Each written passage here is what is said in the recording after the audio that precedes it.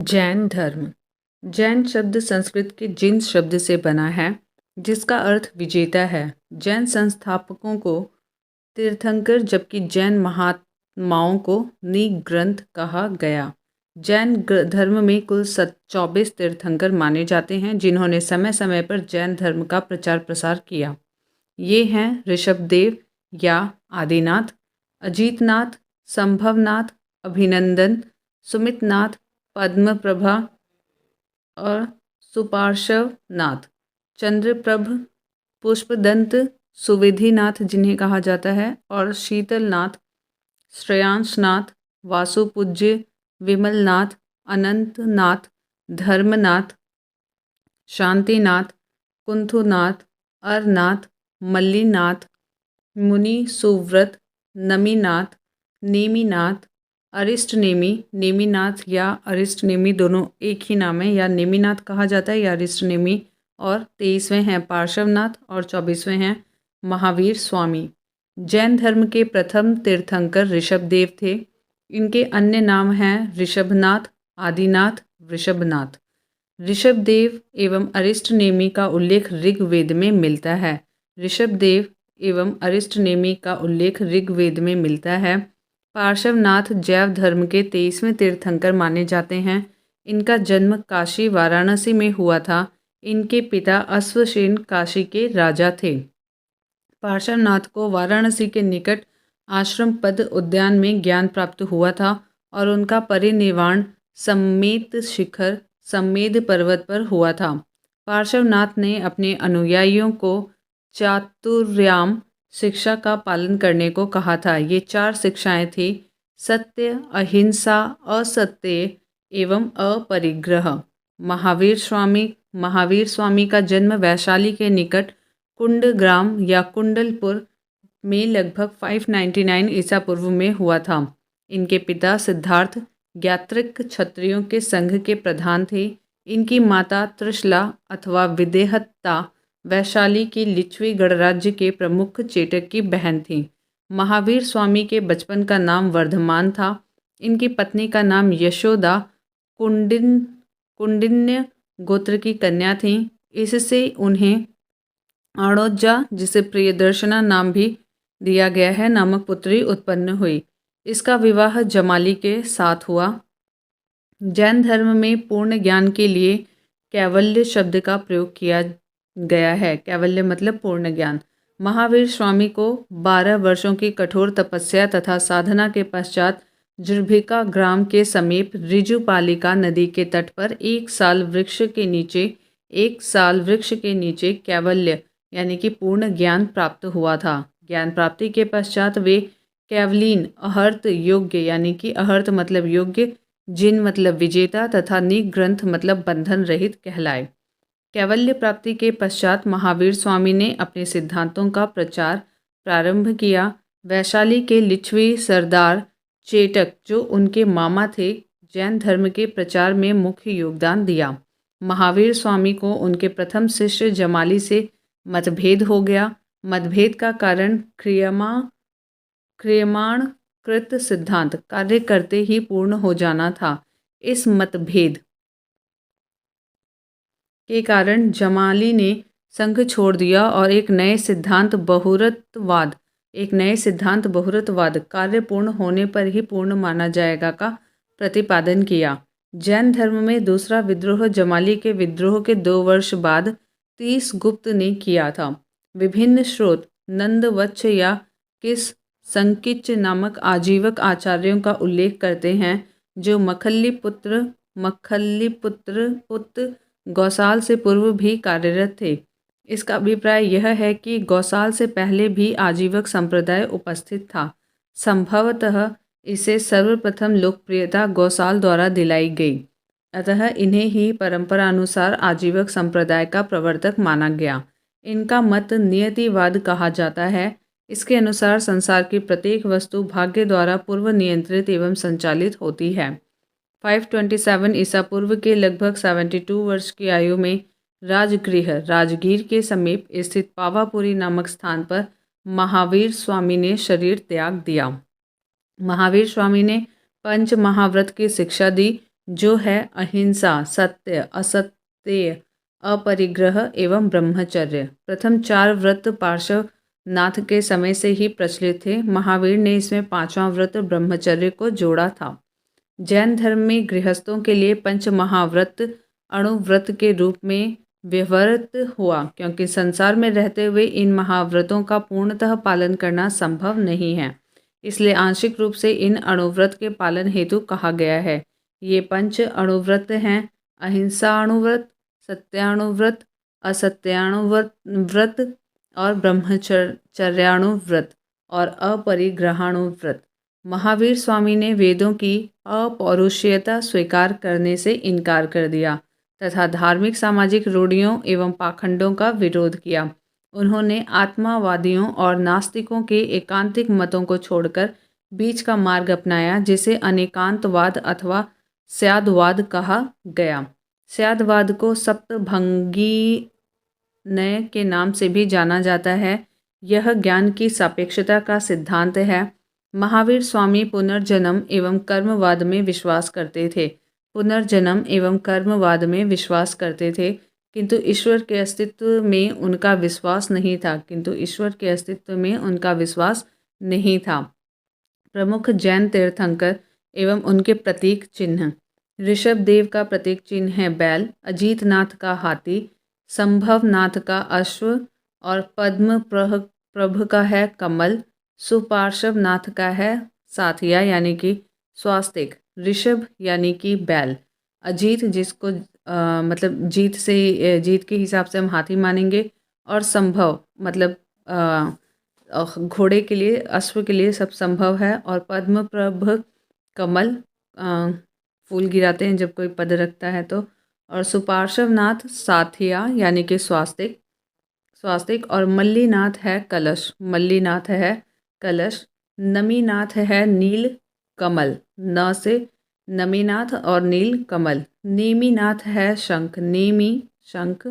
पार्श्वनाथ है सर्प और महावीर स्वामी का प्रतीक है सिंह। इसे एक बार आप अच्छे से याद कर लीजिएगा किसी भी ट्रिक के थ्रू।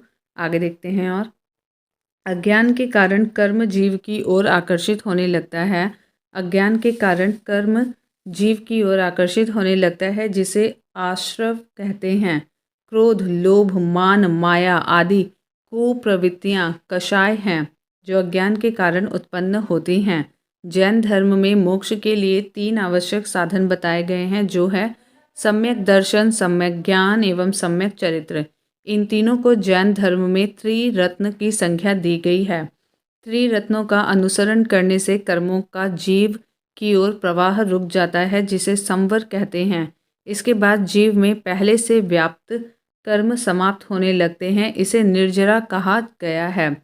जब जीव में कर्म का अवशेष पूर्णतः समाप्त हो जाता है, तब वह मोक्ष प्राप्त कर लेता है।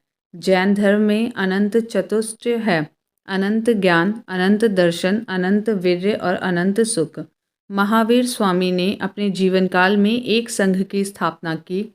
इस संघ में 11 प्रमुख अनुयायी सम्मिलित थे। ये गणधर कहे गए। इनके नाम हैं इंद्रभूति, अग्निभूति, वायुभूति, तीनों भाई।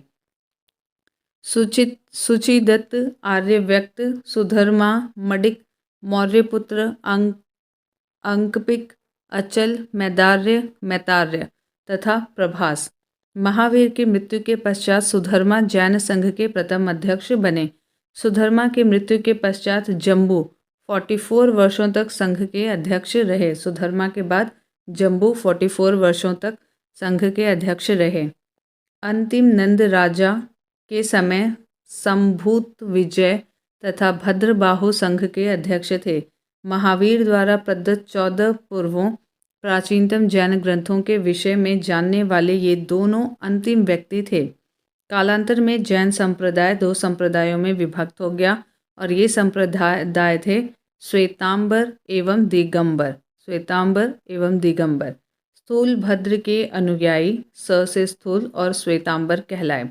स्थूल भद्र के अनुयायी श्वेतांबर कहलाए, जबकि भद्रबाहु के अनुयायी दिगंबर कहलाए।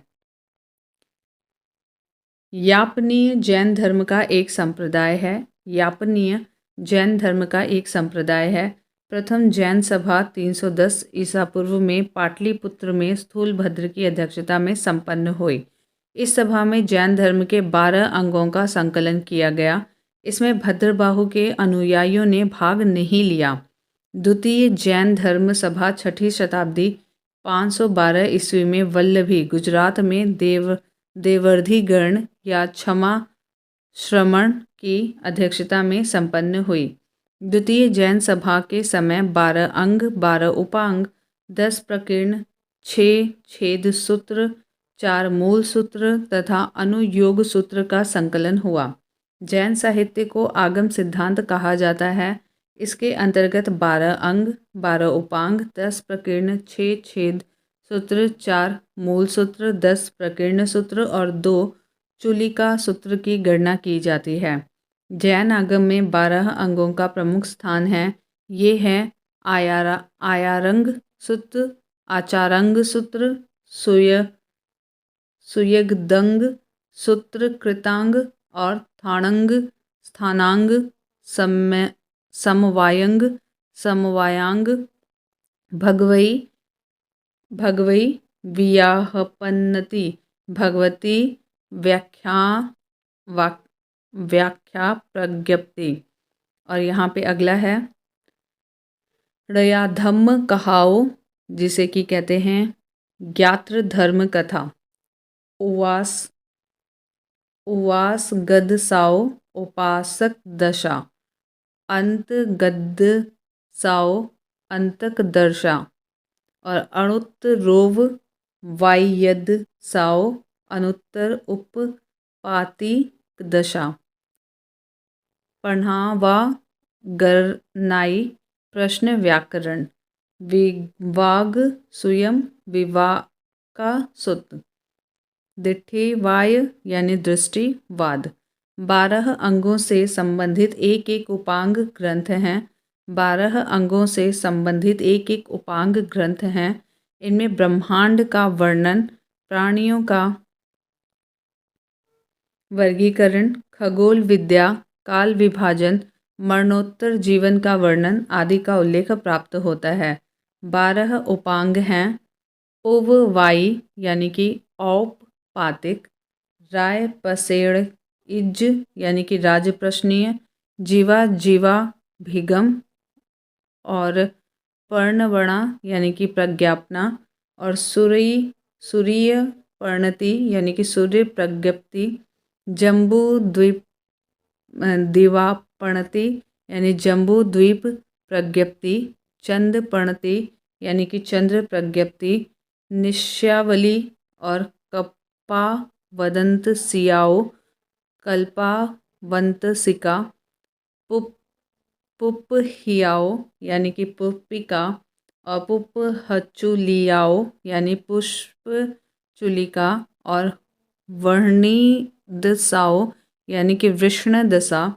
10 प्रकीर्ण प्रमुख ग्रंथों के परिशिष्ट हैं और ये हैं चौसरण, चतःसरण और हम सीधा हिंदी वाले शब्द पढ़ते हैं इसके, चतसरण और आतुर प्रत्याख्यान और भक्ति परिज्ञा और संस्तारक, चंदुल वैचारिक, चंद्र वैद्यक, देवेंद्र स्तव, गणि विद्या, महाप्रत्याख्यान और वीर स्तव। छेद सूत्र की संख्या 6 है। इनमें जैन भिक्षुओं के लिए विधि नियमों का संकलन है। छेद सूत्रों की संख्या 6 है। इनमें जैन भिक्षुओं के लिए विधि नियमों का संकलन है। 6 छेद सूत्र हैं। पहला आयार, हिंदी में देखते हैं, आचार दरंग, वृहत्कल्प, व्यवहार, निशित, महानिशित, जीतकल्प। मूल सूत्र की संख्या यहाँ पे 4 है। इनमें जैन धर्म के उपदेश, विहार के जीवन, भिक्षुओं के कर्तव्य, यम नियम आदि का वर्णन है। 4 मूल सूत्र हैं। 10 वैकालिक, उत्तराध्ययन, आवश्यक और पिंडा निरुक्ति। 2 चूलिका सूत्र हैं जिसे कहते हैं नंदी सूत्र और अनुयोग द्वार सूत्र, जो एक प्रकार का विश्वकोश है। इनमें भिक्षुओं के लिए आचरणीय बातें लिखी गई हैं। उपर्युक्त सभी ग्रंथ श्वेतांबर संप्रदाय के लिए हैं। दिगंबर संप्रदाय के अनुयायी इनकी प्रामाणिकता को स्वीकार नहीं करते हैं। अन्य जैन ग्रंथ एवं उनके रचनाकार। तो पहले यहाँ पे जैन ग्रंथ दिए हुए हैं, फिर रचनाकार दिए हुए हैं। कल्पसूत्र के रचनाकार हैं भद्रबाहु, स्याद वाद मंजरी के हैं मल्लीसेन, न्यायावतार के हैं सिद्धसेन दिवाकर, न्याय दीपिका के हैं धर्मभूषण और पंचविंशतिका के हैं पद्म नंदी। एक बार फिर से कल्पसूत्र के भद्रबाहु, स्याद वाद मंजरी के मल्लीसेन, न्यायावतार के हैं सिद्धसेन दिवाकर, न्याय दीपिका के हैं धर्मभूषण, पंचविंशतिका के हैं पद्मनंदी, परिशिष्ट पर्वन के हैं हेमचंद्र, द्रव्य संग्रह के हैं नेमीचंद्र, तत्वार्थ सूत्र के हैं उमा स्वामी, श्लोक वार्तिक के हैं विद्यानंद स्वामी, प्रवचन सार के हैं कुंद कुंद। जैन साहित्य में अशोक के पौत्र संप्रति को जैन मत का संरक्षक बताया गया है। अशोक के पौत्र संप्रति को जैन मत का संरक्षक बताया गया है। वह उज्जैन में शासन करता था, जिसके कारण उज्जैन जैन धर्म का एक प्रमुख केंद्र बन गया था। जैनियों का दूसरा प्रमुख केंद्र मथुरा था। यहाँ से अनेक मंदिर, प्रतिमाएं, अभिलेख आदि प्राप्त हुए हैं। कलिंग का चेदी शासक खारवेल जैन धर्म का महान संरक्षक था। इसने भुवनेश्वर के नज़दीक उदयगिरी तथा खंडगिरी की पहाड़ियों को कटवाकर जैन भिक्षुओं के निवास के लिए गुहा विहार बनवाए थे।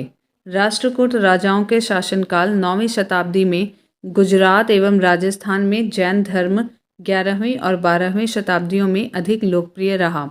खजुराहो के मंदिर हिंदू धर्म और जैन धर्म से संबंधित हैं। माउंट आबू के दिलवाड़ा जैन मंदिर संगमरमर के बने हैं। इनका निर्माण गुजरात के चालुक्य सोलंकी शासक भीमदेव प्रथम के सामंत विमल शाह ने करवाया था। श्रवणबेलगोला कर्नाटक राज्य में स्थित है। यहाँ गंग शासक रचमल्ल चतुर्थ पंचमल के शासनकाल में चामुंडराय नामक मंत्री ने लगभग 981 ईस्वी में बाहुबली यानी कि गोमतेश्वर की विशालकाय जैन मूर्ति का निर्माण कराया। बाहुबली प्रथम जैन तीर्थंकर ऋषभदेव के पुत्र माने जाते हैं। महामस्तकाभिषेक जैन धर्म का एक महत्वपूर्ण उत्सव है, जो 12 वर्ष के अंतराल पर कर्नाटक राज्य के श्रवणबेलगोला में आयोजित किया जाता है। श्वेतांबर एवं दिगंबर संप्रदाय में अंतर। श्वेतांबर इस संप्रदाय के लोग श्वेत वस्त्र धारण करते हैं और दिगंबर इस संप्रदाय के लोग पूर्णतः नग्न रहते हैं। इस मत के अनुसार स्त्री के लिए मोक्ष प्राप्ति संभव है। इस मत के अनुसार स्त्री के लिए मोक्ष संभव नहीं है। इस संप्रदाय के लोग यानी कि श्वेतांबर संप्रदाय के लोग ज्ञान प्राप्ति के बाद भोजन ग्रहण करने में विश्वास करते हैं। दिगंबर मत के अनुसार आदर्श साधु भोजन नहीं ग्रहण करता है। श्वेतांबर इस मत के अनुसार महावीर स्वामी विवाहित थे और दिगंबर मतानुसार स्वामी अविवाहित थे। महावीर स्वामी अविवाहित थे। श्वेतांबर इस मत के अनुसार 19वें तीर्थंकर मल्लीनाथ स्त्री थे और दिगंबर मतानुसार मल्लीनाथ पुरुष थे। आगे देखते हैं। अब यहाँ पे इनसे संबंधित प्रश्न आते हैं। तो पहला प्रश्न है जैन धर्म के संस्थापक हैं, तो इसका उत्तर है ऋषभदेव, ऑप्शन डी। जैन धर्म के संस्थापक ऋषभदेव हैं। जैन धर्म के मूल संस्थापक या प्रवर्तक प्रथम तीर्थंकर ऋषभदेव या आदिनाथ माने जाते हैं। महावीर स्वामी जैन धर्म के 24वें तीर्थंकर थे, जिन्होंने 6ठी शताब्दी ईसा पूर्व में जैन धर्म का प्रसार किया। दूसरा प्रश्न, जैन धर्म के प्रथम तीर्थंकर कौन थे? तो ये ऋषभदेव थे, option B. Option B. Explanation देखते हैं इसका। एक्सप्लेनेशन ऊपर किया जा चुका है। तीसरा प्रश्न है जैन तीर्थंकर पार्श्वनाथ निम्नलिखित स्थानों में से मुख्यतः किससे संबंधित थे? तो पार्श्वनाथ वाराणसी से संबंधित थे, ऑप्शन ए। पार्श्वनाथ 23वें जैन तीर्थंकर हैं। इनका जन्म वाराणसी के राजा अश्वसेन के यहाँ हुआ था। इनकी माता का नाम वामा देवी था। इनका प्रतीक चिन्ह है सर्प। क्वेश्चन नंबर 4, यहाँ पे सूचियाँ दी गई हैं जिनका मिलान करना है। तो यहाँ पे तीर्थंकर हैं और इनका प्रतिमा लक्षण है। तो एक बार आप इन्हें देख लीजिए, हम सीधा इनके एक्सप्लेनेशन को देखते हैं। आदिनाथ का है वृषभ, मल्लीनाथ का है जल कलश, पार्श्वनाथ का है सर्प और संभवनाथ का है अश्व। आदिनाथ यानी कि वृषभ है, मल्ली यानी कि एक तरीके से आप इसे ट्रिक के फॉर्म में याद कर सकते हैं। मल्लीनाथ मल और ये जल से, और पार्श्वनाथ का है, ये पार्श्व है सर्प से संबंधित, संभव है अश्व के लिए सब कुछ, या अश्व इतना दौड़ना असंभव है, तो इस तरीके से अश्व और संभव साथ में कर सकते हैं। यहाँ पे भी फिर सूचियाँ दी गई हैं और इनको एक बार देखते हैं। तो इसका एक्सप्लेनेशन हम सीधा देखते हैं, आप इसे मैच करा सकते हैं बाद में। पार्श्वनाथ अभी हमने पढ़ा था सर्प, आदिनाथ वृषभ से संबंधित है, महावीर सिंह से हैं और शांतिनाथ हिरण से। फिर यहाँ पे दिया हुआ है तीर्थंकर और उनके निवारण स्थल दिए हुए हैं, तो इनको भी हम सीधा एक्सप्लेनेशन में देखते हैं। वासुपूज्य ये जो वासुपूज्य जी हैं ये 12वें तीर्थंकर थे और इनका चंपापुरी में निवारण प्राप्त हुआ था और बाकियों का यहीं पे है, इसको देखते हैं। ऋषभनाथ को अष्टापद में निवारण स्थल था और वासुपूज्य जी का चंपापुरी में, और उसके बाद नेमिनाथ का उज्जैन में ही है, महावीर का पावापुरी, ऋषभनाथ का अष्टापद, वासुपूज्य का चंपापुरी, नेमिनाथ का उज्जैन में और महावीर का पावापुरी में। एक्सप्लेनेशन देखते हैं। वासुपूज्य जैन धर्म के 12वें तीर्थंकर थे, इनको निवारण चंपापुरी में प्राप्त हुआ था, से सभी युग्म सही सुमेलित हैं। क्वेश्चन नंबर 7, सूची 1 को सूची 2 के साथ सुमेलित कीजिए। सूचियों के नीचे दिए गए कोड से सही उत्तर का चयन कीजिए। यहाँ पे स्थल है और संबंधित तीर्थंकर हैं, एक बार आप इसे देख लीजिए, हम सीधा एक्सप्लेनेशन इसको देखते हैं।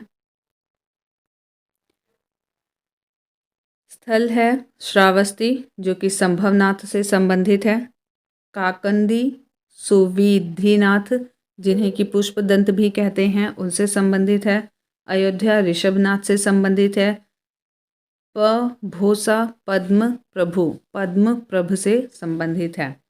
तो श्रावस्ती संभवनाथ से, काकंदी सुविधिनाथ जिन्हें पुष्पदंत भी कहते हैं, अयोध्या ऋषभनाथ से और भोसा पद्म प्रभु से संबंधित है। निम्नलिखित तीर्थंकरों पर विचार कीजिए, उनको सही कालक्रमानुसार व्यवस्थित कीजिए। तो यहाँ पे आप एक बार इन्हें देख लीजिए, हम सीधा एक्सप्लेनेशन देखते हैं। उत्तर यहाँ पे ए होगा, फर्स्ट आएंगे, उसके बाद फोर्थ आएंगे, फिर सेकंड और थर्ड आएंगे। जैन संस्थापकों को तीर्थंकर जबकि जैन महात्माओं को निग्रंथ कहा जाता है। जैन के जो संस्थापक थे उन्हें तीर्थंकर, जबकि जैन के जो महात्मा लोग थे उन्हें निग्रंथ कहा गया है। जैन धर्म में कुल 24 तीर्थंकर माने जाते हैं जिन्होंने समय समय पर जैन धर्म का प्रचार प्रसार किया है। पहले हैं ऋषभदेव, दूसरे अजीतनाथ, तीसरे संभवनाथ, चौथे अभिनंदन, पांचवें सुमितनाथ, छठवें पद्मप्रभ, फिर सातवें हैं सुपार्श्वनाथ, आठवें हैं चंद्रप्रभ और नौवें हैं पुष्पदंत यानी कि इन्हें सुविधिनाथ भी कहते हैं। 10वें हैं शीतलनाथ, 11वें हैं श्रेयांसनाथ और 12वें हैं वासुपूज्य, 13वें हैं विमलनाथ, 14वें हैं अनंतनाथ, 15वें हैं धर्मनाथ, 16वें हैं शांतिनाथ, 17वें हैं कुथुनाथ, 18वें हैं अरनाथ, 19वें हैं मल्लीनाथ और 20वें हैं मुनि सुव्रत, 21वें हैं नमीनाथ और 22वें हैं नेमिनाथ या अरिष्ट नेमी और 23वें हैं पार्श्वनाथ और 24वें हैं महावीर स्वामी। 9वां प्रश्न है महावीर स्वामी का जन्म कहाँ हुआ था? तो ये कुंडलग्राम में हुआ था, कुंडग्राम में, और ये कई बार पूछा गया प्रश्न है। महावीर स्वामी का जन्म कुंडग्राम या कुंडलपुर में वैशाली के निकट लगभग 599 ईसा पूर्व में हुआ था। उनकी माता त्रिशला वैशाली की लिच्छवी गणराज्य के प्रमुख चेटक की बहन थी। पिता सिद्धार्थ ज्ञात्रिक क्षत्रियों के संघ के प्रधान थे। उनके बड़े भाई नंदीवर्धन थे। कुछ प्राचीन संस्करण की एनसीईआरटी पुस्तकों में महावीर स्वामी का जन्म 540 ईसा पूर्व उद्धृत है। इस आधार पर अनेक प्रकाशकों ने भी यही जन्मतिथि अपनी पुस्तकों में अंकित किया है, जिससे भ्रम की स्थिति उत्पन्न हुई है। महावीर स्वामी की सही जन्मतिथि 599 ईसा पूर्व ही उचित है, क्योंकि महावीर स्वामी महात्मा बुद्ध के पहले के काल के हैं। महात्मा बुद्ध का जन्म 563 ईसा पूर्व है। एनसीईआरटी के नवीन संस्करणों में भी अब महावीर स्वामी का जन्म 599 ईसा पूर्व प्रकाशित हो चुका है। कुंडलपुर जन्म स्थान है महावीर स्वामी का, option C. Question number 11, Jain धर्म के प्रवर्तक महावीर जी को मोक्ष स्थान कहाँ स्थित है? तो ये पावापुरी है, ऑप्शन सी। जैन धर्म के प्रवर्तक महावीर स्वामी का मोक्ष स्थान यानी कि निवाण पावापुरी में स्थित है। बिहार शरीफ से लगभग 8 किलोमीटर दक्षिण पूर्व में स्थित पावापुरी जैनियों का एक प्रमुख तीर्थ स्थल है। पावापुरी बिहार के नालंदा से लगभग 25 किलोमीटर दूर स्थित है। भगवान महावीर ने 527 ईसा पूर्व अर्थात 72 वर्ष की आयु में बिहार के पावापुरी में कार्तिक कृष्ण अमावस्या को निवाण यानी कि मोक्ष प्राप्त किया। क्वेश्चन नंबर 12, महावीर जैन की मृत्यु निम्नलिखित में से किस नगर में हुई? तो ये पावापुरी में हुई, ऑप्शन सी। क्वेश्चन नंबर 13, तीर्थंकर शब्द संबंधित है जैन धर्म से, ऑप्शन डी। एक्सप्लेनेशन, तीर्थंकर शब्द जैन धर्म से संबंधित है। जैन धर्म में कुल 24 तीर्थंकर माने जाते हैं, जिन्होंने समय समय पर जैन धर्म का प्रचार प्रसार किया। जैन धर्म के प्रथम तीर्थंकर ऋषभदेव तथा अंतिम तीर्थंकर महावीर स्वामी थे। अगला प्रश्न है यहाँ पे 14वां, जैन तीर्थंकरों के क्रम में अंतिम कौन था? तो ये महावीर थे, ऑप्शन सी। क्वेश्चन नंबर 15, निम्नलिखित में से कौन एक जैन तीर्थंकर नहीं था? तो चंद्र प्रभु थे, नेमी थे, संभव थे, लेकिन नाथ मुनि हमने कोई भी नाम नहीं पढ़ा है अभी तक। तो नाथ मुनि जैन तीर्थंकर नहीं थे। विकल्प में दिए गए से सभी जैन तीर्थंकर थे। क्वेश्चन नंबर 16, प्रभासगिरी जिनका तीर्थ स्थल है वे हैं जैन। बी, प्रभासगिरी उत्तर प्रदेश के कौशाम्बी में स्थित जैन तीर्थ स्थल है। कौशाम्बी में प्रभासगिरी स्थल 6वें जैन तीर्थंकर पद्मप्रभ से संबंधित है। क्वेश्चन नंबर 17, जैन धर्म में पूर्ण ज्ञान के लिए क्या शब्द है? तो वो है कैवल्य, ऑप्शन सी। जैन धर्म में पूर्ण ज्ञान के लिए कैवल्य शब्द का प्रयोग किया गया है। महावीर स्वामी को 12 वर्षों की कठोर तपस्या तथा साधना के पश्चात जुर्भिका ग्राम के समीप ऋजुपालिका नदी के तट पर एक साल वृक्ष के नीचे कैवल्य यानी कि पूर्ण ज्ञान प्राप्त हुआ था। फलतः वे कैवलीन कहलाए। क्वेश्चन नंबर 18, महावीर स्वामी को किस नदी के तट पर ज्ञानोदय प्राप्त हुआ था? तो ये है ऋजुपालिका नदी पर, ऑप्शन डी, ऋजुपालिका नदी के तट पर। क्वेश्चन नंबर 19, त्रिरत्न सिद्धांत सम्यक धारण, सम्यक चरित्र, सम्यक ज्ञान जिस धर्म की महिमा है वह है जैन धर्म, ऑप्शन सी।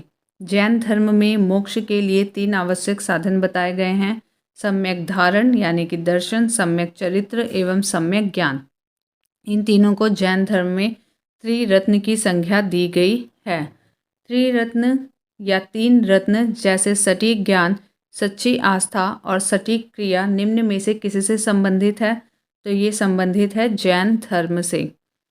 क्वेश्चन नंबर 21, कौन सा दर्शन त्रिरत्न को मानता है? तो ये जैन दर्शन मानता है और साथ में बौद्ध दर्शन भी मानता है। तो जैन दर्शन, इसलिए यहाँ पे दोनों ऑप्शंस हैं, इसलिए स्टार बना हुआ है। देखते हैं एक्सप्लेनेशन इसका। जैन दर्शन में मोक्ष के लिए 3 साधन आवश्यक बताए गए हैं। ये हैं सम्यक दर्शन, सम्यक ज्ञान एवं सम्यक चरित्र। इन तीनों को जैन धर्म में त्रिरत्न की संज्ञा दी गई है। बुद्ध, धम्म एवं संघ बौद्ध धर्म यानी बौद्ध दर्शन के 3 रत्न माने जाते हैं। अतः छत्तीसगढ़ लोक सेवा आयोग ने इस प्रश्न को मूल्यांकन से बाहर कर दिया है। क्वेश्चन नंबर 22, अणुव्रत सिद्धांत का प्रतिपादन किया था जैन धर्म ने। अणुव्रत सिद्धांत का प्रतिपादन जैन धर्म ने किया था। जैन धर्म में 5 महाव्रत अहिंसा, सत्य, ब्रह्मचर्य, असत्य और अपरिग्रह की व्यवस्था की गई है। जैन धर्म में गृहस्थों के लिए पंच महाव्रत अणुव्रत के रूप में व्यवहृत हुआ है, क्योंकि संसार में रहते हुए इन महाव्रतों का पूर्णतः पालन करना संभव नहीं है, इसलिए आंशिक रूप से इन अणुव्रत के पालन हेतु कहा गया है। ये पंच अणुव्रत हैं: अहिंसाणुव्रत, सत्याणुव्रत, असत्याणुव्रत, ब्रह्मचार्याणुव्रत और अपरिग्रहाणुव्रत। अगला है क्वेश्चन नंबर 23। स्यादवाद सिद्धांत जैन धर्म से संबंधित है। स्वामी महावीर स्वामी जैन धर्म के 24वें तीर्थंकर थे। इन्होंने वेदों की अपौरुषेयता स्वीकार करने से इनकार कर दिया तथा धार्मिक सामाजिक रूढ़ियों एवं पाखंडों का विरोध किया। उन्होंने आत्मवादियों तथा नास्तिकों के एकांतिक मतों को छोड़कर बीच का मार्ग अपनाया, जिसे अनेकांतवाद अथवा स्यादवाद कहा गया। स्यादवाद को सप्तभंगी न्याय के नाम से भी जाना जाता है। यह ज्ञान की सापेक्षता का सिद्धांत है। स्यादवाद संबंधित है जैन से। ऑप्शन बी जैन से। Question number 25। निम्नलिखित में से कौन से सिद्धांत जैन धर्म से संबंधित हैं? तो ऑप्शन है यहाँ पे अनेकांतवाद, अनेकांतवाद और स्यादवाद। अनेकांतवाद और स्यादवाद, पहला और चौथा ऑप्शन ए। बाकी सब बौद्ध धर्म से संबंधित हैं। अनेकांतवाद अथवा स्यादवाद जैन धर्म से संबंधित है। महावीर स्वामी ने आत्मवादियों तथा नास्तिकों के एकांतिक मतों को छोड़कर बीच का मार्ग अपनाया, जिसे अनेकांतवाद या स्यादवाद कहा गया। स्यादवाद को सप्तभंगनीय भी कहा जाता है। यह ज्ञान की सापेक्षता का सिद्धांत है। शून्यवाद बौद्ध धर्म का एक संप्रदाय है, जिसके प्रवर्तक नागार्जुन हैं, जबकि सर्वस्ववाद बौद्ध दर्शन का एक संप्रदाय है, जिसका मानना है कि तीनों काल में संसार की सभी वस्तुओं का अस्तित्व है। इसे वैभाषिक भी कहते हैं, अतः विकल्प ए सही उत्तर है। Question number 26। जैन दर्शन के अनुसार सृष्टि की रचना एवं पालन पोषण सार्वभौमिक विधान से हुआ है। सृष्टि की रचना एवं पालन पोषण सार्वभौमिक विधान से हुआ है। जैन दर्शन के अनुसार समस्त विश्व जीव तथा अजीव नामक दो नित्य एवं स्वतंत्र तत्वों से मिलकर बना है। जीव चेतन तत्व है, जबकि अजीव अचेतन जड़ तत्व है। यहाँ जीव से तात्पर्य उपनिषदों की सार्वभौमिक आत्मा से न होकर व्यक्तिगत आत्मा से है। जैन मतानुसार आत्माएं अनेक होती हैं तथा सृष्टि के कण कण में जीवों का वास है, अतः विकल्प ए सही उत्तर है। इसमें उल्लिखित है कि जैन दर्शन के अनुसार सृष्टि की रचना एवं पालन पोषण सार्वभौमिक विधान से हुआ है। इसका कोई संचालक या नियंत्रण करता नहीं है। Question number 27। अनेकांतवाद निम्नलिखित में से किसका क्रोध सिद्धांत एवं दर्शन है? तो ये जैन मत का है, ऑप्शन बी। अनेकांतवाद जैन धर्म का क्रोध सिद्धांत एवं दर्शन है। इसे सप्तभंगी सिद्धांत भी कहते हैं। Question number 28। निम्नलिखित में से कौन सा धर्म विश्व विनाशकारी प्रलय की अवधारणा में विश्वास नहीं करता है? तो ये जैन धर्म नहीं करता है। जैन धर्म में ईश्वर की कल्पना नहीं की गई है। इस धर्म के अनुसार जगत की सृष्टि नहीं की गई है। यह संसार नित्य और शाश्वत है। इसमें किसी समय प्रलय नहीं होता है। Question number 29। जैन धर्म का आधारभूत बिंदु है अहिंसा। अहिंसा, ऑप्शन सी। अहिंसा जैन धर्म का आधारभूत बिंदु है। जैन धर्म में सम्यक चरित्र के अंतर्गत परिव्राजकों अथवा तपसों के लिए अहिंसा, सत्य, असत्य, ब्रह्मचर्य एवं अपरिग्रह नामक पंच महाव्रत की व्यवस्था की गई है। Question number 30। यापनीय किसका एक संप्रदाय था? तो ये जैन धर्म का संप्रदाय था, ऑप्शन बी। एक्सप्लेनेशन इसका देखते हैं। यापनीय जैन धर्म का एक संप्रदाय था, जिसकी उत्पत्ति यद्यपि दिगंबर संप्रदाय से हुई थी, तथापि यह संप्रदाय कतिपय श्वेतांबर मान्यताओं का भी पालन करता था। Question number 31। भारत की धार्मिक प्रथाओं के संदर्भ में स्थानकवासी संप्रदाय का संबंध किससे है? तो ये जैन मत से है। स्थानकवासी श्वेतांबर जैनों का एक संप्रदाय है। श्वेतांबर जैनों का एक संप्रदाय है। इसकी स्थापना 1653 ईस्वी में हुई थी। यह संप्रदाय अपने पूर्ववर्ती सुधारवादी संप्रदाय लोंका, जिसकी स्थापना लोंकाशा ने की थी, से उत्पन्न हुआ था। इस संप्रदाय के लोग मूर्तियों की पूजा नहीं करते। क्वेश्चन नंबर 32, निम्नलिखित में से कौन सबसे पूर्वकालिक जैन ग्रंथ कहलाता है? तो ये है 14 पूर्व। 14 पूर्व प्राचीनतम जैन ग्रंथ है। अंतिम नंद राजा के समय में संभूत विजय तथा भद्रबाहु जैन संघ के अध्यक्ष थे तथा ये ही महावीर द्वारा प्रदत्त 14 पूर्वों के विषय में जानने वाले अंतिम व्यक्ति थे। क्वेश्चन नंबर 33, प्रारंभिक जैन साहित्य निम्नलिखित में से किस भाषा में लिखे गए? तो ये अर्ध मागधी में लिखे गए। Option A. प्राय सभी प्रारंभिक धार्मिक जैन साहित्य प्राकृतिक भाषा की विशिष्ट शाखा अर्ध मागधी भाषा में लिखे गए हैं। इसके 12 अंग अर्ध मागधी में ही हैं। बाद में जैन धर्म ने प्राकृतिक भाषा को अपनाया। ये ग्रंथ ईसा की 6ठी शताब्दी में गुजरात में वल्लभी नामक स्थान पर अंतिम रूप से संकलित किए गए। आज जैन साहित्य लगभग सभी भाषाओं में अनुदित है। क्वेश्चन नंबर 34, निम्नलिखित में से कौन सा स्थल पार्श्वनाथ से संबंध होने के कारण जैन सिद्ध क्षेत्र माना जाता है? तो ये है सम्मेद शिखर। Option C. पार्श्वनाथ जैन धर्म के 23वें तीर्थंकर थे जिनका जन्म वाराणसी में महावीर स्वामी से 250 वर्ष पहले लगभग 850 ईसा पूर्व में हुआ था। काशी के शासक इक्ष्वाकुवंशी अश्वसेन उनके पिता थे तथा महारानी वामा उनकी माता। 30 वर्ष की आयु के बाद उन्होंने गृह त्याग कर दिया। अपना जीवन वैराग्य और तपश्चर्या में लगाया।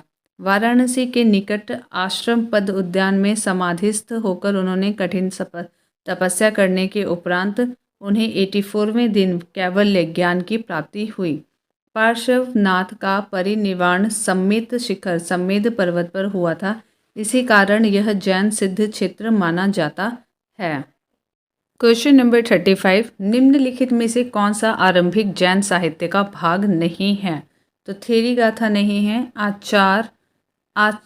आचारांग सूत्र कृतांग और बृहत कल्प सूत्र है लेकिन थेरी गाथा नहीं है। Option A.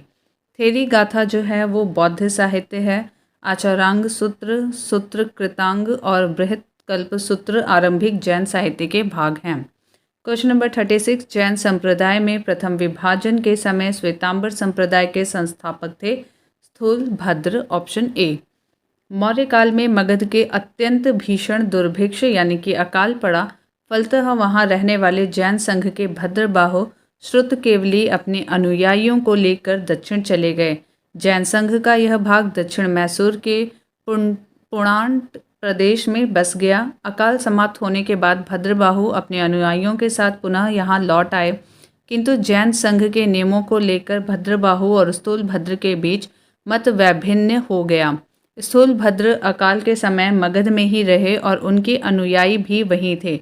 उन्होंने अपने अनुयायियों को सफ़ेद वस्त्र धारण करने के लिए निर्देश दिया, किंतु भद्रबाहु ने निर्वस्त्र रहने के लिए अपने अनुयायियों को शिक्षा दी। इस प्रकार जैन संघ में 2 संप्रदाय विकसित हुए, श्वेतांबर और दिगंबर। क्वेश्चन नंबर 37, भगवान महावीर का प्रथम शिष्य था जमाली जो कि उनके दामाद थे। ऑप्शन ए यहाँ सही उत्तर है। एक्सप्लेनेशन, भगवान महावीर का जन्म क्षत्रिय सामंत सिद्धार्थ के यहाँ 599 ईसा पूर्व में हुआ था। उनकी पत्नी का नाम यशोदा था।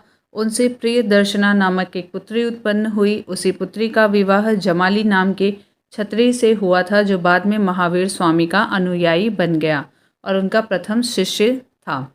क्वेश्चन नंबर 38, महावीर का प्रथम अनुयायी कौन था? तो जमाली, उनके दामाद। Option A. क्वेश्चन नंबर 39, जिस जैन सभा में अंतिम रूप से श्वेतांबर आगम का संपादन हुआ था वो है पाटलिपुत्र में। Option D.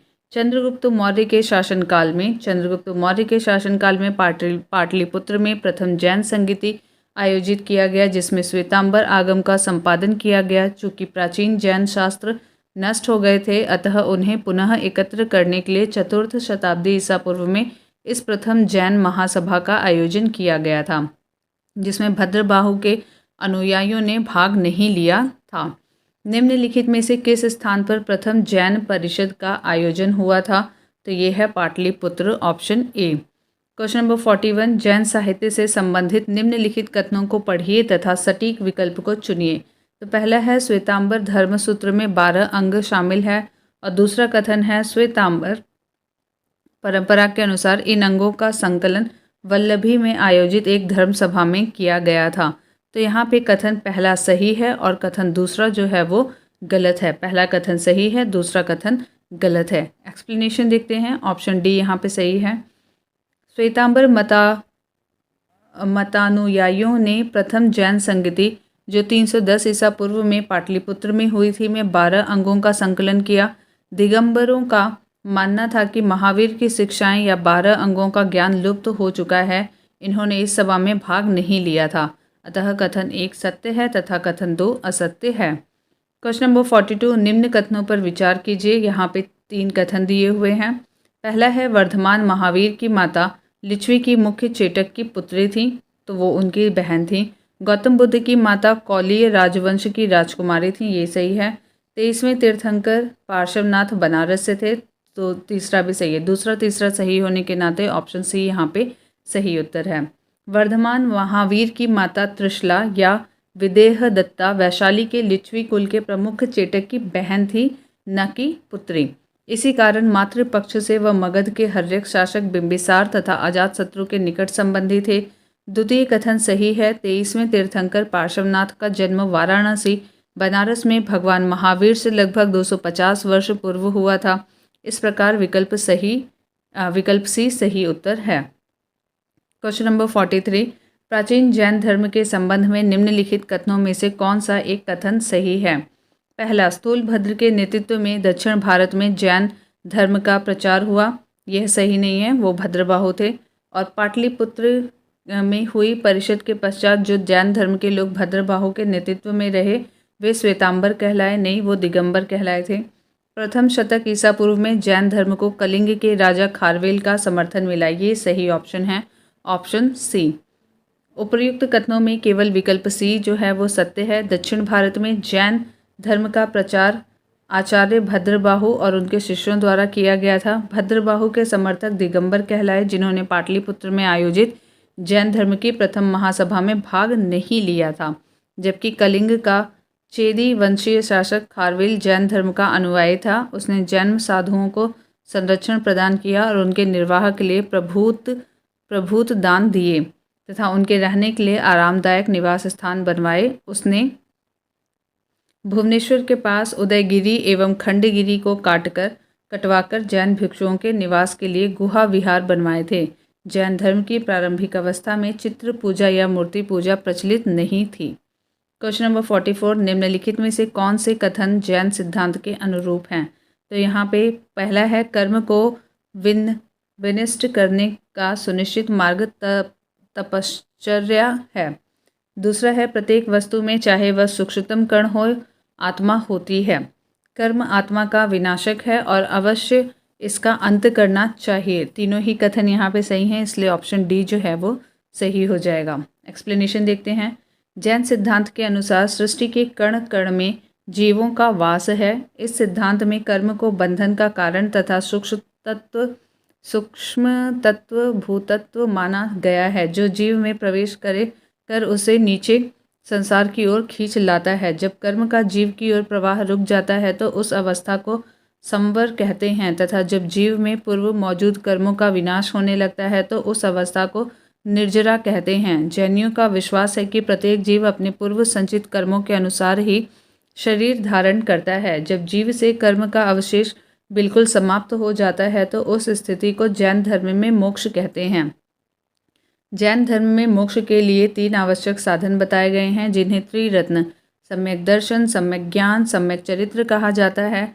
महावीर ने मोक्ष के लिए कठोर तपश्चर्या एवं काया क्लेश पर भी बल दिया है। मोक्ष के पश्चात जीव आवागमन के चक्र से छुटकारा पा जाता है तथा वह अनंत चतुष्टय, अनंत ज्ञान, अनंत दर्शन, अनंत वीर्य और अनंत सुख की प्राप्ति कर लेता है।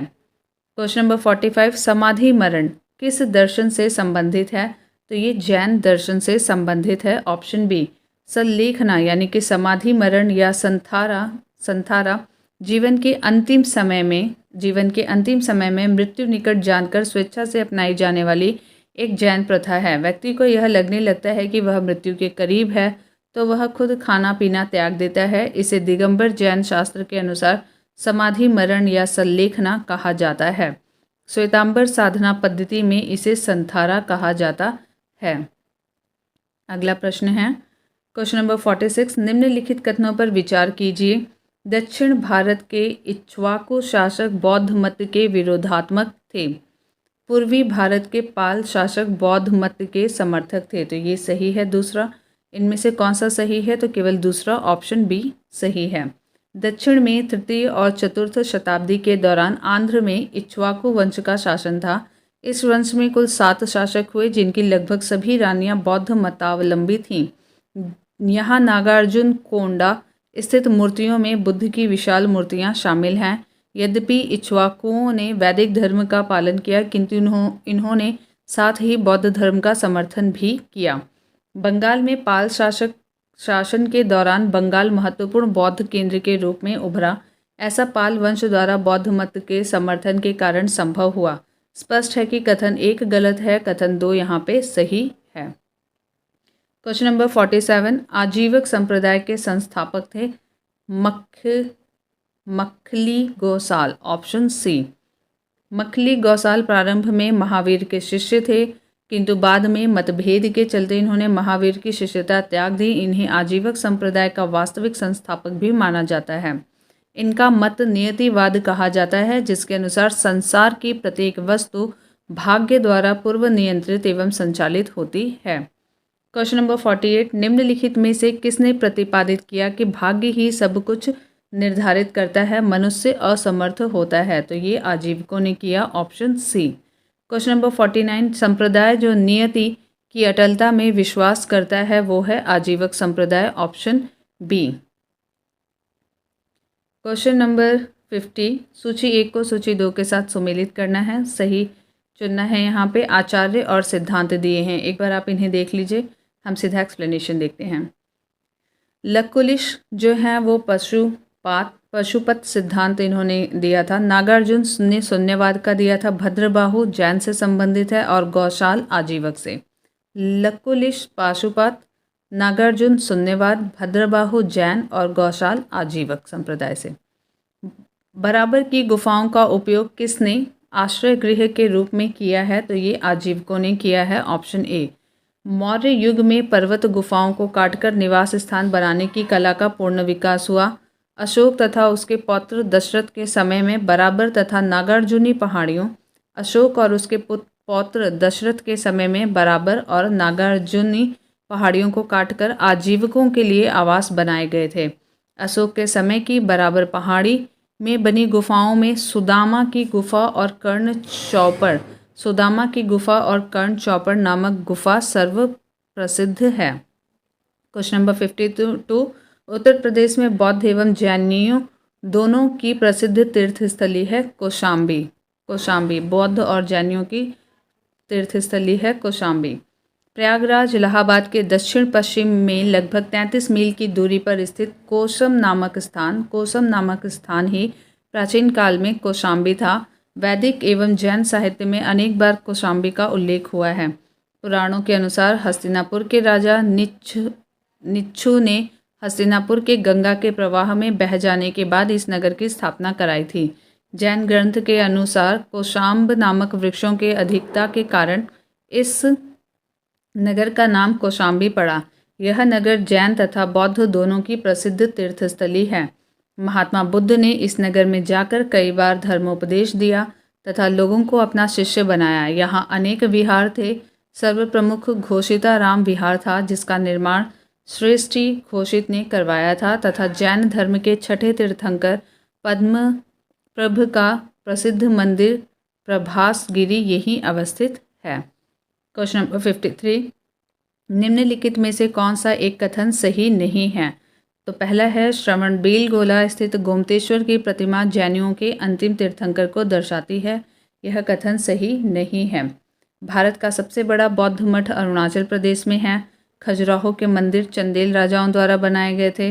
होयसलेश्वर मंदिर शिव को समर्पित है। बाकी तीनों यहाँ पे सही हैं। देखते हैं श्रवणबेलगोला कर्नाटक राज्य में स्थित है। यहाँ गंग शासक रचमल चतुर्थ यानी कि पंचमल के शासनकाल में चामुंड राय नामक मंत्री ने लगभग 981 में बाहुबली, जिसे गोमतेश्वर भी कहा जाता है, कि विशालकाय 57 फीट ऊंची जैन मूर्ति का निर्माण कराया। बाहुबली प्रथम जैन तीर्थंकर ऋषभदेव के पुत्र माने जाते हैं और बाकी अन्य 3 कथन जो हैं वो सही हैं। तो यहाँ पे गोमतेश्वर की प्रतिमा जैनियों के अंतिम तीर्थंकर को दर्शाती है नहीं, तो ये उनके ऋषभदेव के पुत्र हैं। श्रवणबेलगोला में गोमतेश्वर की विशाल प्रतिमा किसने स्थापित कराई थी? तो ये चामुंड राय ने स्थापित कराई थी। Option A. एक्सप्लेनेशन अभी हमने ऊपर देखा था, आगे देखते हैं। क्वेश्चन नंबर 55, महान धार्मिक घटना महामस्तकाभिषेक निम्नलिखित में से किससे संबंधित है और किसके लिए की जाती है? तो ये बाहुबली से संबंधित है। Option A. महामस्तकाभिषेक जैन धर्म का एक महत्वपूर्ण उत्सव है जो 12 वर्ष के अंतराल पर कर्नाटक राज्य के श्रवणबेलगोला में आयोजित किया जाता है। यहाँ पर भगवान संत गोमतेश्वर बाहुबली के 57 फीट ऊंची मूर्ति स्थापित है। शैव तथा भागवत धर्म। भागवत धर्म से वैष्णव धर्म का विकास हुआ है। भागवत धर्म से वैष्णव धर्म का विकास हुआ है। परंपरा अनुसार इसके प्रवर्तक विष्णु यानी कि सात्वत वंशी कृष्ण थे। छंदोग्य उपनिषद तथा तैत्तिरीय आरण्य के अंतिम अंश में उन्हें देवकी पुत्र कहा गया है। इन्हें घोर अंगिरस का शिष्य बताया गया है। कृष्ण के अनुयायी उन्हें भगवत पूज्य कहते थे। इस कारण उनके द्वारा प्रवर्तित धर्म की संख्या भागवत हो गई। ऋग्वेद में विष्णु का उल्लेख आकाश के देवता के रूप में हुआ है। उत्तर वैदिक काल में 3 प्रमुख देवता प्रजापति, रुद्र और विष्णु थे। विष्णु को लोग पालक एवं रक्षक मानने लगे। पतंजलि ने वासुदेव को विष्णु का रूप बताया है। विष्णु पुराण में भी वासुदेव को कृष्ण विष्णु का एक नाम बताया गया है। इस प्रकार जब कृष्ण विष्णु का तदात्म्य नारायण में स्थापित हुआ तब वैष्णव धर्म की एक संज्ञा 5 रात्र धर्म हो गया। वैष्णव धर्म की एक संज्ञा 5 रात्र धर्म हो गया। भागवत धर्म तथा वासुदेव की पूजा का उल्लेख महर्षि पाणिनि ने किया है। उन्होंने वासुदेव के उपासकों को वासुदेवक कहा है। यह धर्म प्रारंभ में मथुरा और उसके आसपास के क्षेत्रों में प्रचलित था। यूनानी राजदूत मेगस्थनीज के अनुसार सूरसेन मथुरा के लोग हेराक्लीज के उपासक थे। हेराक्लीज से तात्पर्य वासुदेव कृष्ण से ही है। मथुरा से इस धर्म का प्रसार धीरे धीरे भारत के अन्य भागों में हुआ। भागवत धर्म से संबंध प्रथम उपलब्ध प्रस्तर स्मारक विदिशा यानी कि बेसनगर गरुड़ स्तंभ है। इससे पता चलता है कि तक्षशिला के यवन राजदूत हेलियोडोरस ने भागवत धर्म ग्रहण किया तथा इस स्तंभ की स्थापना करवाकर उसकी पूजा की थी।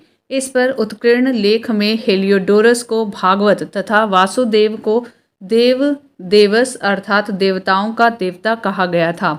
अपोलोडोट्स के सिक्कों पर सबसे पहले भागवत धर्म के चिन्ह मिलते हैं। अपोलोडोटस के सिक्कों पर सबसे पहले भागवत धर्म के चिन्ह मिलते हैं। महाक्षत्रप षोडश कालीन मोरा यानी मथुरा पाषाण लेख में पंचवीरों संकर्षण, वासुदेव, प्रद्युम्न, सांब और अनिरुद्ध की पाषाण प्रतिमाओं को मंदिर में स्थापित किए जाने का उल्लेख मिलता है। कुषाण शासक होविष्क तथा वासुदेव द्वारा विष्णु पूजा का पता चलता है। गुप्त नरेश वैष्णव मतानुयायी थे तथा उन्होंने इसे अपना राजधर्म बनाया था। अधिकांश गुप्त शासक परम भागवत की उपाधि धारण करते थे। विष्णु का वाहन गरुड़ गुप्त शासकों का राजचिन्ह था। मेहरौली स्तंभ लेख में उल्लेख मिलता है कि चंद्र नामक राजा ने विष्णुपद पर्वत पर विष्णु ध्वज की स्थापना कराई थी। स्कंदगुप्त के भीतरी स्तंभ लेख जो कि गाजीपुर में है में विष्णु की मूर्ति स्थापित किए जाने का उल्लेख है। जूनागढ़ लेख से ज्ञात होता है कि चक्रपालित ने सुदर्शन झील के तट पर विष्णु की मूर्ति स्थापित कराई थी। देवगढ़ की मूर्ति में विष्णु को शेष शाही पर विश्राम करते हुए दिखाया गया है। अमर सिंह ने अपने ग्रंथ अमरकोश में विष्णु के 42 नामों का वर्णन किया है। वेंगी वेंगी के पूर्वी चालुक्य शासक वैष्णव मतानुयायी थे। गुप्तों के समान ही उनका राज्य चिन्ह गरुड़ था। राष्ट्रकूट नरेश दंती दुर्ग ने एलोरा में दशावतार का प्रसिद्ध मंदिर बनवाया था। इस मंदिर में विष्णु के 10 अवतारों की कथा मूर्तियों द्वारा दर्शाई गई है। क्षेमेंद्र रचित दशावतार चरित्र में विष्णु के 10 अवतारों का वर्णन मिलता है। अलवार संतों द्वारा दक्षिण भारत में वैष्णव धर्म का प्रचार प्रसार किया गया। अलवार शब्द का अर्थ होता है ज्ञानी व्यक्ति। अलवार संतों की संख्या 12 बताई गई है। इनमें विशेष रूप से उल्लेखनीय हैं पोयगई, पुडम, पेय, तिरुमंगई, आंडाल, नम्मालवार आदि। अलवार संतों में एकमात्र महिला साध्वी आंडाल थीं। चोल काल में वैष्णव धर्म के प्रचार का कार्य अलवरों के स्थान पर आचार्यों ने किया। आचार्य परंपरा में प्रथम नाम नाथ मुनि का लिया जाता है। इन्हें मधुर कवि का शिष्य बताया जाता है। इन्होंने न्याय तत्व की रचना की। पुराणों में विष्णु के अवतारों की संख्या अलग अलग है। श्रीमद् भगवत गीता पुराण के प्रथम स्कंध में 22, दूसरे में 23 आदि विष्णु के प्रचलित अवतार हैं। मत्स्य, कूर्म अथवा कच्छप, वराह, नृसिंह, वामन और परशुराम, राम, कृष्ण, बुद्ध और कल्कि अवतार भविष्य में होने वाला है। भगवान विष्णु ने दैत्यराज हिरण्याक्ष का वध करने के लिए वराह रूप धारण किया तथा उसके चंगुल से धरती को छुड़ाया। ऐसी कल्पना की गई है कि भगवान विष्णु हाथ में तलवार लेकर श्वेत अश्व पर सवार होकर पृथ्वी पर अवतरित होंगे। भागवत अथवा पांचरात्र धर्म में वासुदेव कृष्ण की उपासना के साथ ही 3 अन्य व्यक्तियों की उपासना की जाती थी। इसके नाम हैं संकर्षण, बलराम, वासुदेव और रोहिणी से उत्पन्न पुत्र, प्रद्युम्न कृष्ण और रुक्मणी से उत्पन्न पुत्र, अनिरुद्ध प्रद्युम्न के पुत्र। इन चारों को चतुर्व्यूह की संज्ञा दी जाती है। वायु पुराण में इन चारों के साथ सांब यानी कि कृष्ण और जाम्बवंती से उत्पन्न पुत्र को मिलाकर पंचवीर कहा गया है। भागवत संप्रदाय में नवधा भक्ति का विशेष महत्व है। वैष्णव धर्म के प्रमुख आचार्य हैं रामानुज, मध्व, बल्लभ, चैतन्य आदि। वैष्णव धर्म से संबंधित प्रमुख मंदिर और स्थान दिए गए हैं। जगन्नाथ मंदिर जो पुरी उड़ीसा में है। दशावतार मंदिर देवगढ़ उत्तर प्रदेश में है। विष्णु मंदिर तिगवा मध्य प्रदेश में है। विष्णु मंदिर एरण मध्य प्रदेश में है। द्वारिकाधीश मंदिर मथुरा उत्तर प्रदेश में है और दूसरा द्वारिकाधीश मंदिर द्वारका गुजरात में है। शिव से संबंधित धर्म को शैव धर्म कहा जाता है। शिव के उपासक शैव कहा जाता है। शिव के उपासक को शैव कहा जाता है। शैव धर्म भारत का प्राचीनतम धर्म है। इसका संबंध प्रागैतिहासिक युग तक है। सिंधु घाटी के लोग शिव की पूजा करते थे। इसका प्रमाण मोहनजोदड़ो से प्राप्त एक मुद्रा है जिस पर योगी की आकृति बनी है। योगी के सिर पर एक त्रिशूल जैसा आभूषण है तथा इसके 3 मुख हैं। मार्शल महोदय ने इसे शिव से संबंधित किया है। ऋग्वेद में शिव को रुद्र कहा गया है जो अपनी उग्रता के लिए प्रसिद्ध हैं। रुद्र को समस्त लोकों का स्वामी वाजस्नेयी संहिता के शतरुद्रीय मंत्र में कहा गया है। रुद्र को समस्त लोकों का स्वामी वाजस्नेयी संहिता के शतरुद्रीय मंत्र में कहा गया है। अथर्ववेद में उन्हें पशुपति, भव, शर्व और भूपति आदि कहा गया है। पतंजलि के महाभाष्य से पता चलता है कि 2री सदी ईसा पूर्व में शिव की मूर्ति बनाकर पूजा की जाती थी। महाभाष्य में शिव के विभिन्न नामों का उल्लेख मिलता है। ये प्रमुख नाम हैं रुद्र, महादेव, गिरीश, भव, सर्व, त्रयंबक आदि। कुषाण शासकों के सिक्कों पर शिव, विषभ और त्रिशूल की आकृतियां मिलती हैं। उदयगिरी गुहालेख से पता चलता है कि चंद्रगुप्त द्वितीय के प्रधानमंत्री वीरसेन ने उदयगिरी पहाड़ी पर एक शैव गुफा का निर्माण कराया था। कुमारगुप्त के समय में खोह और करमदंडा में शिवलिंग की स्थापना कराई गई थी। गुप्त काल में नचना कुठार में पार्वती मंदिर तथा भूमरा में शिव मंदिर का निर्माण करवाया गया था। कालिदास ने कुमार संभवम में शिव की महिमा का गुणगान किया है। चंदेल शासकों द्वारा खजुराहो का प्रसिद्ध कंदरिया महादेव मंदिर निर्मित कराया गया था। राष्ट्रकूटों के समय में एलोरा का प्रसिद्ध कैलाश मंदिर निर्मित कराया गया था। पल्लव काल में शैव धर्म का प्रचार प्रसार दक्षिण भारत में नयनारों द्वारा किया गया था। नयनार संतों की संख्या 63 है। इनमें तिरुज्ञान, सुंदरमूर्ति, संबंदर, अपार और मणिक्कावाचगर आदि के नाम उल्लेखनीय हैं। नयनार संतों की संख्या 63 है। इनमें प्रमुख हैं तिरुज्ञान, सुंदरमूर्ति, संबंदर, अपार, मणिक्कावाचगर आदि के नाम उल्लेखनीय हैं। इनके भक्ति गीतों को एक साथ देवारम में संकलित किया गया है। दक्षिण भारत में चोल शासक शिव के अनन्य उपासक थे। चोल शासक राजराज प्रथम ने तंजौर में राजराजेश्वर मंदिर निर्मित कराया। राजराज प्रथम ने बृहदेश्वर और राजराजेश्वर मंदिर का निर्माण करवाया था। कुलोत्तुंग प्रथम एक कट्टर शैव था। इसने शिव के प्रति अतिशय श्रद्धा के कारण चिदम्बरम मंदिर में स्थापित विष्णु की प्रतिमा को उखाड़कर समुद्र में फेंकवा दिया था। शैव धर्म से संबंधित देश के विभिन्न भागों में स्थित 12 ज्योतिर्लिंग हैं। सोमनाथ, नागेश्वर द्वारका के समीप है। ये केदारनाथ, विश्वनाथ वाराणसी में, वैद्यनाथ, महाकालेश्वर उज्जैन में है और ओंकारेश्वर मध्य प्रदेश में है। भीमाशंकर पुणे में है। त्र्यंबकेश्वर नासिक में है। घृणेश्वर, घुष्मेश्वर और मल्लिकार्जुन आंध्र प्रदेश में है और रामेश्वरम है। वामन पुराण में शैव संप्रदाय की संख्या 4 बताई गई है। ये हैं शैव, पाशुपत, कापालिक और कालामुख। पाशुपत संप्रदाय की उत्पत्ति ईसा पूर्व 2री शताब्दी में हुई थी। पुराणों के अनुसार इस संप्रदाय की स्थापना लकुलिश अथवा लकुली नामक ब्रह्मचारी ने की थी। इस संप्रदाय के अनुयायी लकुलिश को शिव का अवतार मानते हैं। कापालिक संप्रदाय के उपासक भैरव को शिव का अवतार मानकर उनकी उपासना करते थे। इस मत के अनुयायी सुरा का सेवन करते हैं और मांस खाते हैं। शरीर पर शमशान की भस्म लगाते हैं। और आगे देखते हैं। हाथ में नरमुंड धारण करते हैं। भवभूति के मालती माधव नाटक से पता चलता है कि श्रीशैल नामक स्थान पर कापालिकों का प्रमुख केंद्र था। कालामुख संप्रदाय अति मार्गी होने के कारण शिव पुराण में इसके अनुयायियों को महाव्रतधर कहा गया है। कालामुख संप्रदाय को महाव्रतधर कहा गया है, इनके अनुयायियों को। शैव धर्म का ही एक संप्रदाय लिंगायत अथवा वीर शैव था। इसका प्रचार 12वीं शताब्दी में दक्षिण भारत में व्यापक रूप से हुआ। वसव को इस संप्रदाय का संस्थापक माना जाता है। शैव धर्म का एक नया संप्रदाय कश्मीर में विकसित हुआ।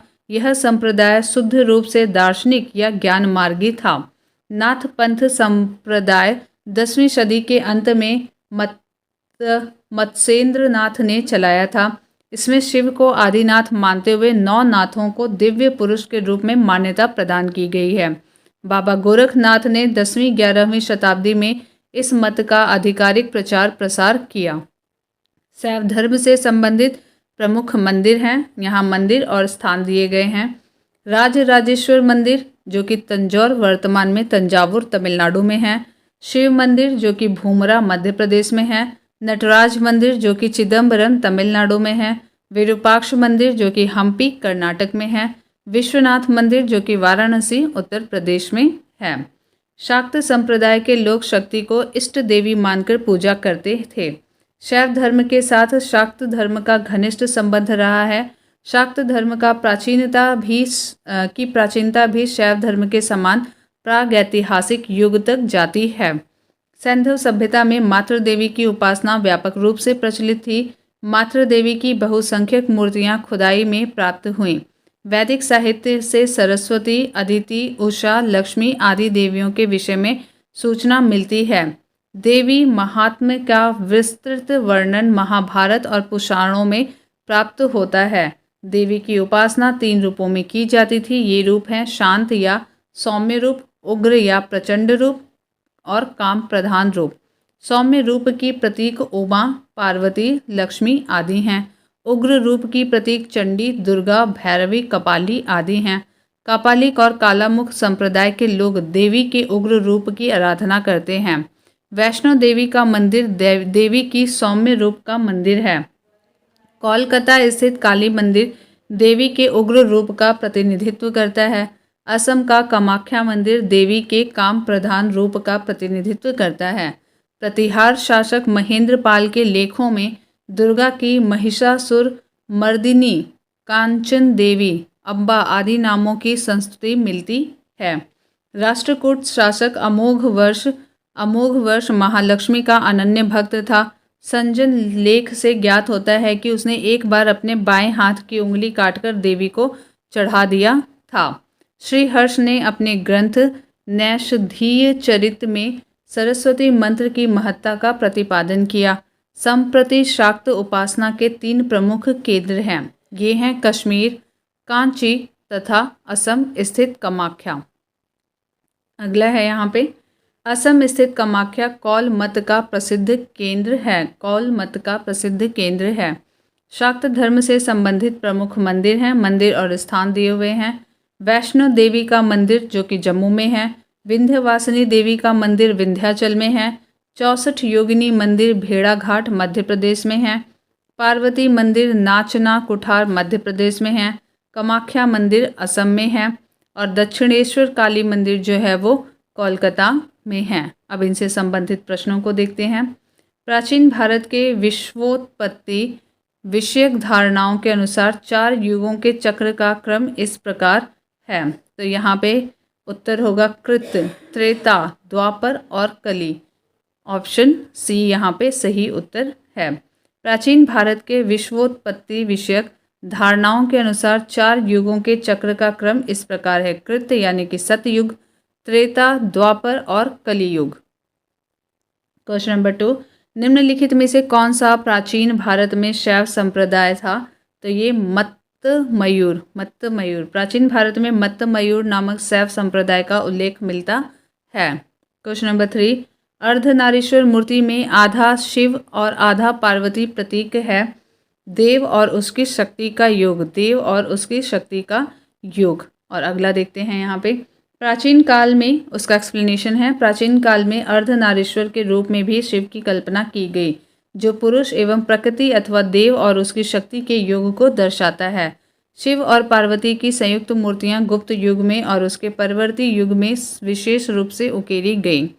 इसी संयोग का वर्णन कालिदास ने कुमार संभवम में अत्यंत यत्न पूर्वक किया है। शिव और पार्वती का परस्पर इतना तादात्म्य हुआ है कि दोनों की सन्निहित मूर्ति अर्धनारीश्वर के रूप में समाज में चल पड़ी। चौथा प्रश्न है नयनार कौन थे? तो ये शैव थे। Option A. पूर्व मध्यकाल में भक्ति भावना का प्रचार प्रसार मुख्यतः दक्षिण भारत में विशेषकर तमिल भाषी क्षेत्र में हुआ। तमिल भाषी क्षेत्र में भक्ति भावना को लोकप्रिय बनाने में 2 संप्रदायों की प्रमुख भूमिका रही। भगवान विष्णु की उपासना करने वाले विष्णु भक्त अलवार कहलाए और शिव की उपासना करने वाले शिव भक्त नयनार कहलाए। उन्होंने ईश्वर के प्रति व्यक्तिगत प्रेम और समर्पण से मोक्ष प्राप्ति का मार्ग बताया और जाति प्रथा और उसकी कठोरता का विरोध किया। क्वेश्चन नंबर 5, नयनार कौन थे? तो ये शैव धर्मानुयायी थे। Option B. क्वेश्चन नंबर 6, निम्नलिखित में से अलवार संत नहीं था वो हैं तिरुज्ञान। तो पोय गई अलवार थे, पुडम भी अलवर थे और तिरुमंगई भी अलवर थे। पोय गई, पुडम, तिरुमंगई अलवर संत थे जबकि तिरुज्ञान नयनार संत थे। तिरुज्ञान नयनार संत थे। क्वेश्चन नंबर 7, भागवत संप्रदाय के विकास में किसका देन अत्यधिक था? भागवत संप्रदाय में तो ये थे डी यानी कि भागवत संप्रदाय वैष्णव धर्म गुप्त राजाओं का योगदान यहाँ पे ज़्यादा था। गुप्त का ज़्यादा योगदान था। Option D. एक्सप्लेनेशन है यहाँ पे भागवत और वैष्णव धर्म का चरमोत्कर्ष गुप्त राजाओं के शासनकाल में हुआ। गुप्त नरेश वैष्णव मतानुयायी थे तथा उन्होंने इसे अपना राजधर्म बनाया था।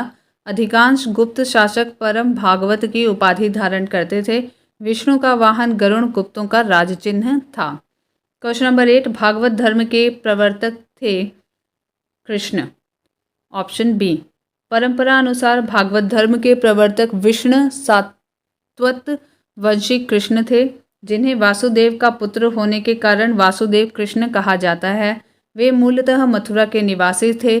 छांदोग्य उपनिषद में उन्हें देव की पुत्र कहा गया है तथा घोर अंगिरस का शिष्य बताया गया है। क्वेश्चन नंबर 9, निम्न में से किस ग्रंथ में सर्वप्रथम देवकी के पुत्र कृष्ण का वर्णन किया गया है? तो ये छांदोग्य उपनिषद ऑप्शन बी में किया गया है।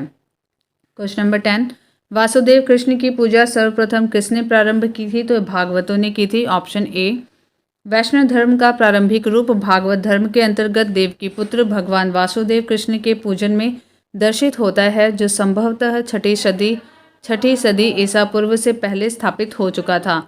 वासुदेव, जो कृष्ण का प्रारंभिक नाम था, पाणिनि के युग में प्रचलित था। उस युग में वासुदेव की उपासना करने वाले वासुदेवक भागवत कहे जाते थे। क्वेश्चन नंबर 11, निम्नलिखित में से किस देवता को कला में हल लिए प्रदर्शित किया गया है? तो ये हैं Balram. Option B Balram.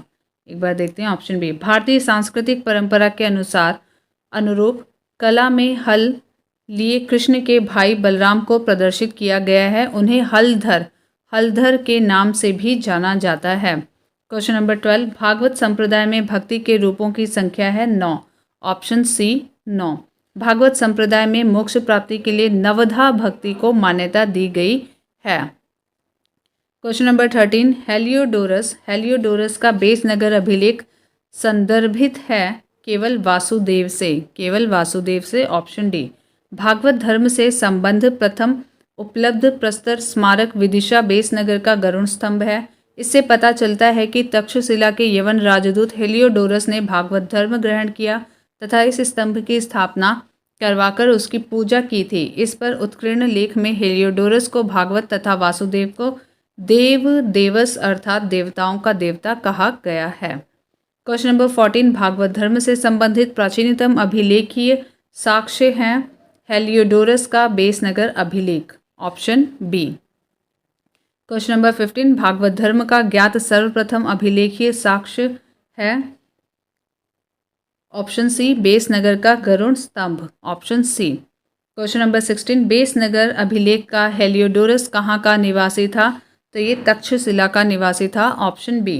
Question number 17, Vishnu के किस अवतार को सागर से पृथ्वी का उद्धार करते हुए अंकित किया जाता है? तो ये है वाराह। Option C. भगवान विष्णु ने दैत्य राज्य हिरण्याक्ष का वध करने के लिए वराह रूप धारण किया था तथा उसके चंगुल से धरती को छुड़ाया था। पौराणिक चित्रों में वराह भगवान धरती को अपने दांतों के ऊपर संतुलित कर सागर से निकालते हुए दर्शाए गए हैं। इस अवतार में मानव शरीर पर वराह का सिर और 4 हाथ हैं, जो भगवान विष्णु की तरह शंख, चक्र, गदा और पद्म लिए हुए दैत्य हिरण्याक्ष से युद्ध कर रहे हैं। अवतार क्रम में यह विष्णु का तीसरा अवतार माना गया है, अतः विकल्प सी सही उत्तर है। क्वेश्चन नंबर 18, भारत में आस्तिक और नास्तिक संप्रदायों में से कौन सा विभेदक लक्षण है? तो यहाँ पे उत्तर है सी, वेदों की प्रामाणिकता में आस्था। ऑप्शन सी, वेदों में प्रामाणिकता। एक बार देख ले, प्रामाणिकता में आस्था। आगे एक्सप्लेनेशन देखते हैं इसका।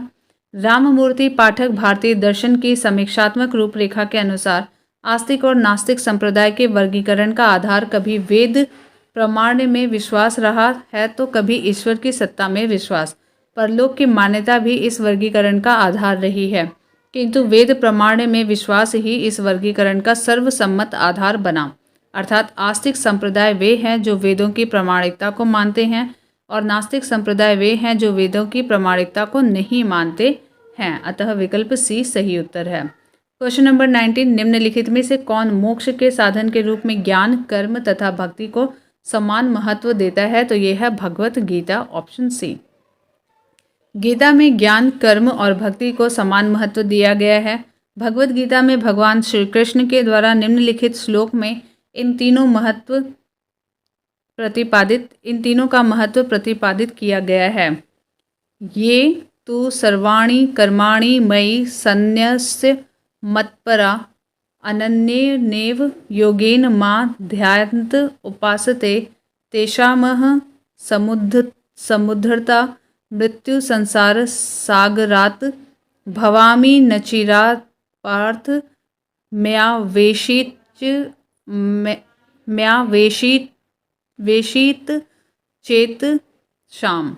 श्लोक के माध्यम से कर्म, भक्ति, ज्ञान की महत्ता को प्रतिपादित किया है, जबकि अद्वैत वेदांत में शंकराचार्य ने केवल ब्रह्म को सत्य माना है, ईश्वर को नहीं। वेदांत में केवल भक्ति की प्रधानता है तथा विशिष्ट द्वैतवाद वेदांत में भी केवल भक्ति को महत्व दिया गया है। मीमांसा केवल कर्म का प्रतिपादन करता है। क्वेश्चन नंबर 20, अधोलिखित में से कौन एक गीत की मुख्य शिक्षा है? तो ये है निष्काम कर्म योग, निष्काम कर्म योग।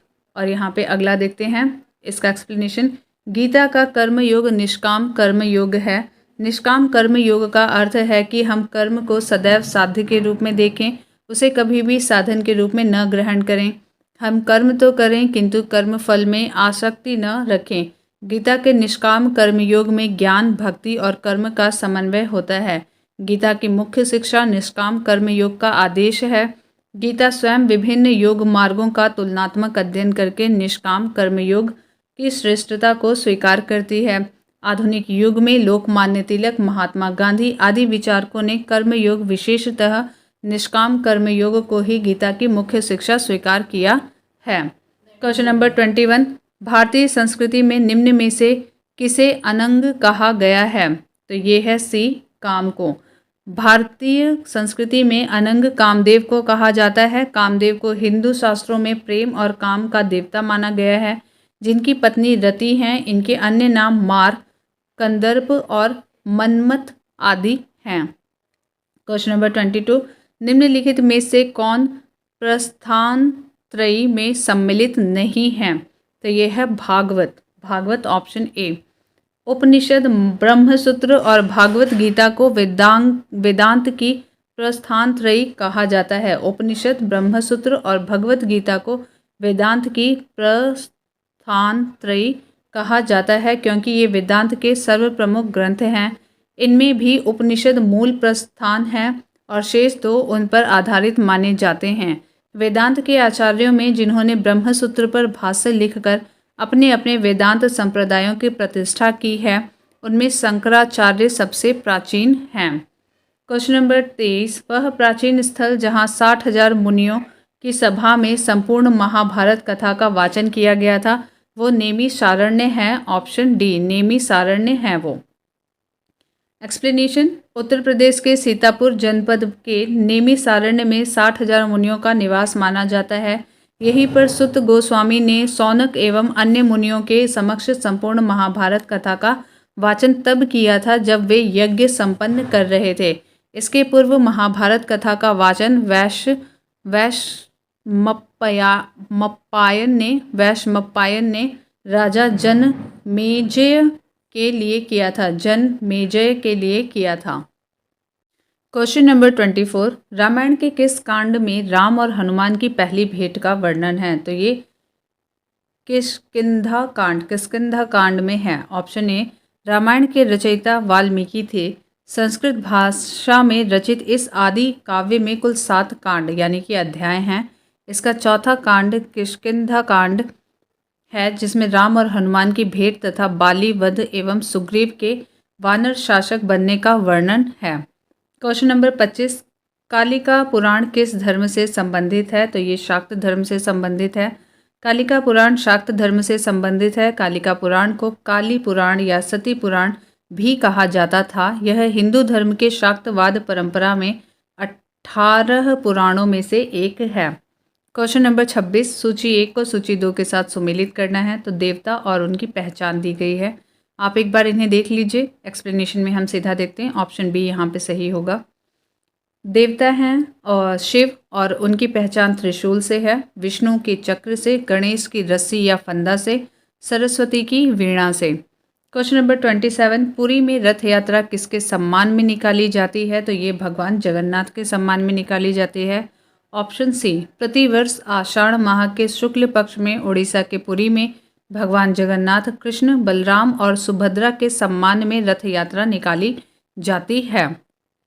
क्वेश्चन नंबर 28, नासिक में कुंभ मेला निम्न में से किस एक नदी के तट पर लगता है? तो ये गोदावरी नदी के तट पर लगता है, ऑप्शन डी।